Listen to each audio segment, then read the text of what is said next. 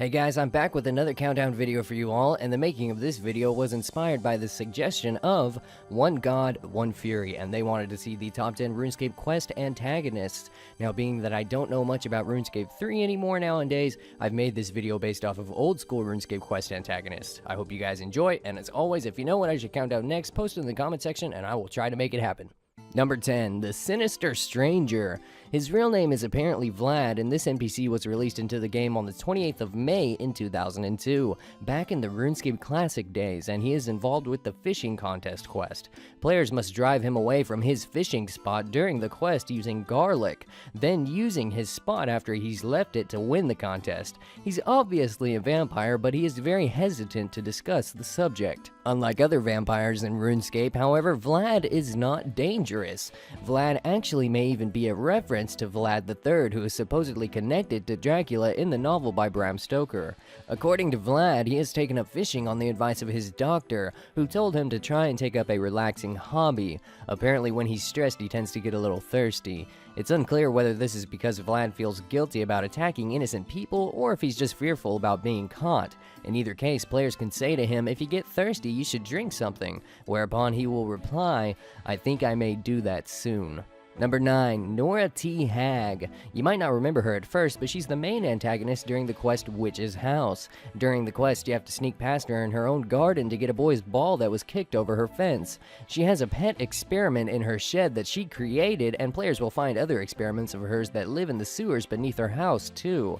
During the quest Grim Tales, it is revealed that she is actually the second cousin twice removed of Miazra, which is this chick here. I don't know about you guys, but when I was a noob, the first quest I ever started as a member was Witch's House, and trying to get past this woman sucked. Number 8, Queen Ella Maria Romanus, the Queen of Misthalin, running alongside her husband King Rold Romanus III in the capital city of Varrock. Players can start the Garden of Tranquility quest by speaking to her, and that quest is a real pain because you have to build a garden for her according to her liking, which wouldn't be so bad if she didn't want these very specific seeds to grow a specific type of tree that went extinct back in the Third Age. But anyway, Ella Maria was actually once a peasant instead of a queen, working as a barmaid in the Blue Moon Inn in southern Varrock, and not in any way related to royalty whatsoever. King Rold seems to be extremely afraid of her too because of her short temper. In fact, you can see King Rold get bitch-slapped by her and the Garden of Tranquility quest. She's evil, shallow, and hates anyone beneath her, but for some strange reason, she's admired even at the Kingdom of Asgarnia, the Empire having a statue in the Warriors Guild in her honor. Number 7, Surok Magus. This guy is the head of the ancient Zamorakian organization known as the Dagonhai Order. He's been currently attempting to gain control of Varrock, a plot that is exposed and foiled during the What Lies Below quest by you, the adventurer. Surok's an older wizard, sometimes overconfident in himself, and has a very short fuse and quickly gets angry at people. The appearance of his character is speculated by many players to be a reference to Gandalf the Grey from Peter Jackson's movie adaptation of J.R.R.'s The Lord of the Rings. After his defeat in the quest in What Lies Below, players also confront him again during the RuneScape 3 quest Chaos Tunnels, the Hunt for Surok, which involves Surok mysteriously escaping Varrock Library and fleeing to the Tunnel of Chaos, which is actually a hidden lair of the Dagonhai. And after you've defeated him during that quest, he then moves on to another location disguised as somebody named Dark Squall, but eventually reveals his true identity once again during the quest while Gothic sleeps. Number 6, the self-proclaimed son of Zamorak, Iben. Leave this one to me, Moplox. I was a former Kinshur Knight, and I am indeed the son of Zamorak. I was killed in battle a long time ago, but resurrected by a witch named Cardia, from which point onward I ruled over the underground pass until I was finally slain, once again, by Wait a second. Well, that was pretty much all I was gonna say. Thanks, Iben. Can we get a big hand for Iben, everybody, a celebrity of Danube Show's videos? And, yeah, sorry about that whole getting slayed twice thing. Number 5, the Culinoromancer, an evil mage who draws his power from food. 100 years ago, the Culinoromancer was actually a cook in Lumbridge Castle for the Duke at that time, but was sealed away by one of the Lumbridge Castle cook's forefathers when he threatened to destroy a council that gets together for a feast every 10 years. Eliminating the secret council would have been his first step in his plan for world domination. His name, Culinary is a combination of the words culinary and mancer, meaning one who divines from food. Some players even speculate a possible relation between the Culinary and Mad Melzar because they both use magic that involves some sort of food. Nevertheless, this NPC is definitely one of Jagex's most interesting antagonists they've created in the game, and Recipe for Disaster, RuneScape's 100th quest, would not be the same without him. Number 4, Gluff. His name is spelled G-L-O-U-G-H, but it's actually pronounced Gluff, and he's that evil gnome involved with the Grand Tree quest and the infamous Monkey Madness quest. In both quests, his schemes are foiled. He used to be the head tree guardian of the Tree Gnome Stronghold too, actually. He summons a black demon to kill you in the Grand Tree, and in Monkey Madness he has another pet, the Jungle Demon, that he uses to further his schemes. In an article Jagex wrote a long time ago called The Gnomic Negotiations, it's explained how evil yet calm Gluff actually is. A man within the article writes, "I decided to lighten the tension. I resolved to buy a custard pie and splat it into the face of the next gnome that I met, just to show them that us biggins can have fun too. I would forge a new era of man-gnome relations by being an ambassador of silliness. Having found my target, I let fly with the pie, covering his gnomic features with a thick layer of gunk. I burst out laughing, but the gnome remained eerily silent. I thought I'd better explain myself fast. I'm sorry, my friend, just having a bit of fun. What is your name, anyway?" I asked. His reply was cool and collected. "Gluff.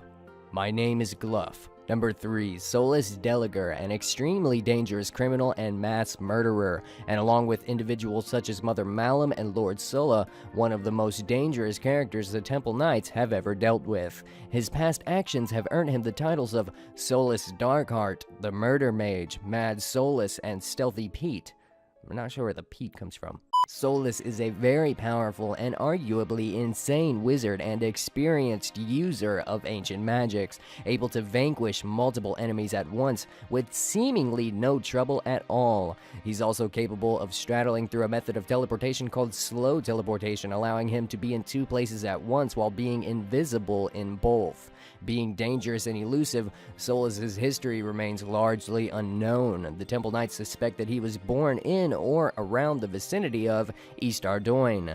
How he acquired his great magical skill remains a mystery, although it may be the result of hard work, for Lord Dequarius, the current Lord of Kindra, says that when he trained Solus, Solus was very ambitious. Number 2, the Fairy Godfather, aka Bad Daddy. What the hell am I reading? He's the ruler of Xanaris while the Fairy Queen is absent.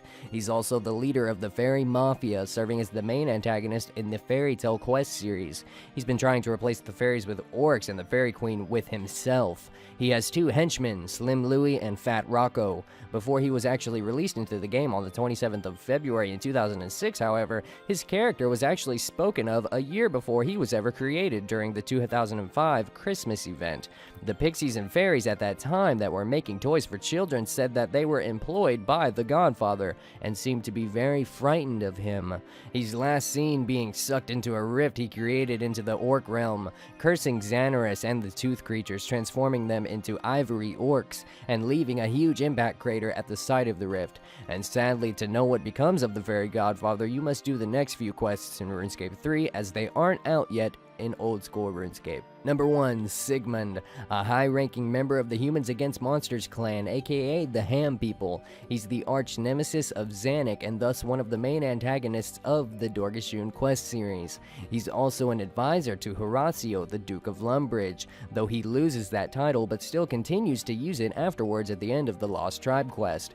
He's been involved in 4 attempts to destroy the Dorgashun goblins, and the first was in the Lost Tribe quest, then the Death to Dorgashun one, and then the third one from another slice of ham, and finally the fourth one being the Chosen Commander.